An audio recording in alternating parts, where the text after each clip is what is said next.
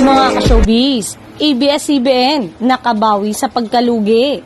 Binawasan ng ABS-CBN Corporation ng Pamilya Lopez ang pagkawala nito ng 54% sa 2.6 billion noong nakaraang taon.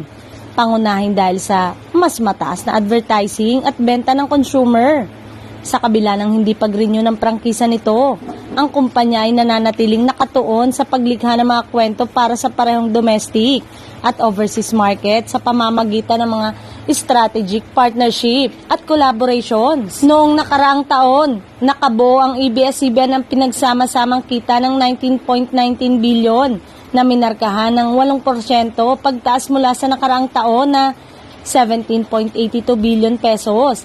Sa halagang ito, ang 6.39 billion pesos ay nagmula sa mga kita sa advertising, habang 12.80 billion pesos ay nakuha mula sa mga benta ng consumer. Samantalang umabot sa 23.45 billion pesos ang mga gastos na kumakatawan sa 4% pagtaas mula sa 22.53 billion pesos noong 2021 upang palawakin ng mga digital at international na negosyo nito.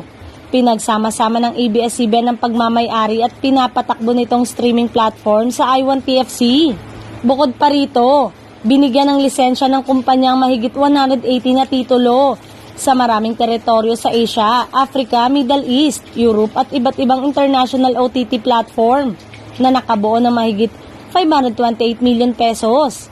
Kasunod ng pagkawala ng prangkisa ng Sky Cable, inilipat ng ABS-CBN ang focus nito sa pagpapalaki ng broadband subscribers base nito. Sa isang ambush interview sa mga reporter noong nakaraang linggo, sinabi ng ABS-CBN Head of TV Production na ang kanilang mindset ngayon ay nakatuon sa pagtutulungan.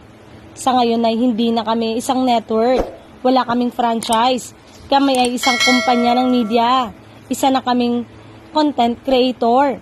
Kaya kahit saan natin madala ang ating content na may pinakamalaking abot.